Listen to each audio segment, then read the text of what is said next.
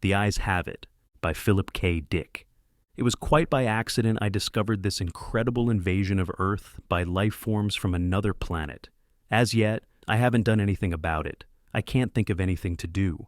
I wrote to the government, and they sent back a pamphlet on the repair and maintenance of frame houses. Anyhow, the whole thing is known. I'm not the first to discover it. Maybe it's even under control. I was sitting in my easy chair, idly turning the pages of a paperbacked book someone had left on the bus, when I came across the reference that first put me on the trail. For a moment, I didn't respond. It took some time for the full import to sink in.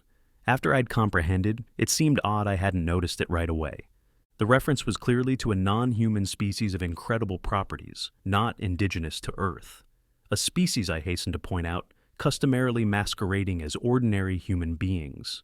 Their disguise, however, became transparent in the face of the following observations by the author. It was at once obvious the author knew everything, and was taking it in his stride.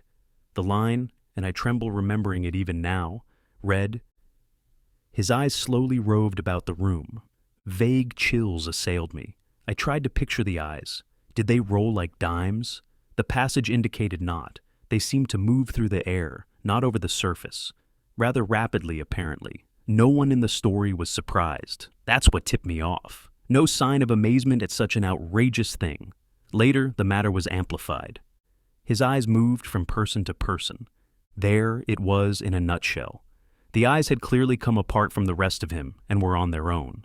My heart pounded and my breath choked in my windpipe.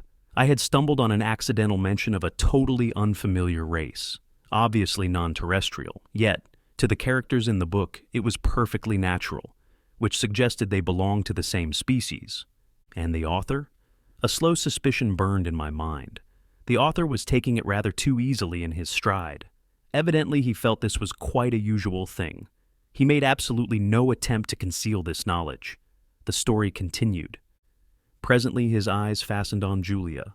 Julia, being a lady, had at least the breeding to feel indignant. She is described as blushing and knitting her brows angrily. At this, I sighed with relief. They weren't all non-terrestrials. The narrative continues. Slowly, calmly, his eyes examined every inch of her. Great Scott! But here the girl turned and stomped off, and the matter ended.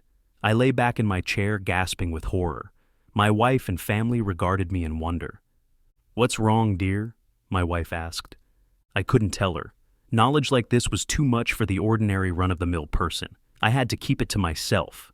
"Nothing," I gasped. I leaped up, snatched the book, and hurried out of the room. In the garage, I continued reading. There was more. Trembling, I read the next revealing passage. He put his arm around Julia. Presently, she asked him if he would remove his arm.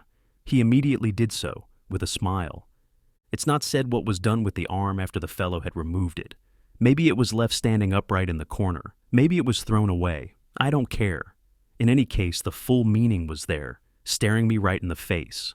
Here was a race of creatures capable of removing portions of their anatomy at will. Eyes, arms, and maybe more, without batting an eyelash. My knowledge of biology came in handy at this point. Obviously, they were simple beings, unicellular, some sort of primitive single-celled things. Beings no more developed than starfish. Starfish can do the same thing, you know. I read on, and came to this incredible revelation, tossed off coolly by the author without the faintest tremor. Outside the movie theater, we split up. Part of us went inside, part over to the cafe for dinner. Binary fission, obviously. Splitting in half and forming two entities. Probably each lower half went to the cafe, it being farther, and the upper halves to the movies. I read on, hands shaking. I had really stumbled onto something here. My mind reeled as I made out this passage. "I'm afraid there's no doubt about it. Poor Bibney has lost his head again." Which was followed by, "And Bob says he has utterly no guts." Yet Bibney got around as well as the next person. The next person, however, was just as strange. He was soon described as totally lacking in brains. There was no doubt of the thing in the next passage. Julia, whom I had thought to be the one normal person, reveals herself as also being an alien life form, similar to the rest. Quite deliberately, Julia had given her heart to the young man. It didn't relate what the final disposition of the organ was, but I didn't really care. It was evident Julia had gone right on, living in her usual manner, like all the others in the book, without heart, arms, eyes, brains, viscera, dividing up in two when the occasion demanded, without a qualm. Thereupon, she gave him her hand. I sickened. The rascal now had her hand, as well as her heart. I shudder to think what he's done with them by this time. He took her arm. Not content to wait, he had to start dismantling her on his own. Flushing crimson, I slammed the book shut and leaped to my feet, but not in time to escape one last reference to those carefree bits of anatomy whose travels had originally thrown me on the track. Her eyes followed him all the way down the road and across the meadow. I rushed from the garage and back inside the warm house, as if the accursed things were following me. My wife and children were playing Monopoly in the kitchen. I joined them and played with frantic fervor, brow feverish, teeth chattering. I had had enough of the thing.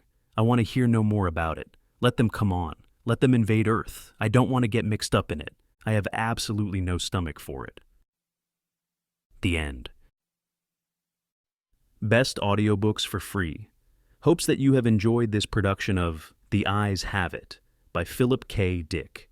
Please subscribe to our channel on YouTube and Rumble, as your subscription is the support we need to create more great free content. Please look to our website at bestaudiobooksforfree.com for a complete list of our audiobooks.